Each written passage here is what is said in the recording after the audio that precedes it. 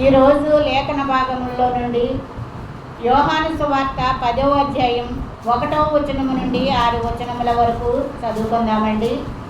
గొర్రెల దొడ్డిలో ద్వారమున ప్రవేశింపక వేరొక ద్వారమున ఎక్కువాడు దొంగయ్యను దోచుకొనివాడై ఉన్నాడు.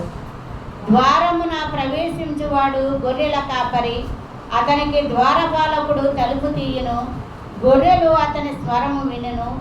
అతడు తన సొంత గొర్రెలను పేరు పెట్టి పిలిచి వాటిని వెలుపలికి నడిపించును. మరియు అతడు తన సొంత గొర్రెలన్నిటినీ వెలుపలికి నడిపించినప్పుడెల్లా వాటికి ముందుగా నడుచును. గొర్రెలు అతని స్వరము నెరుగును గనుక అవి అతనిని వెంబడించును. అన్యుల స్వరము అవి ఎరుగవు గనుక అన్యుని ఎంత మాత్రము వెంబడింపక వాని యొద్ద నుండి పారిపోవునని మీతో నిశ్చయముగా చెప్పుచున్నానని వారితో అనెను. ఈ సాదృశ్యము యేసు వారితో చెప్పెను గాని ఆయన తమతో చెప్పిన సంగతులు ఎటువో వారు గ్రహింపుకొనలేదు.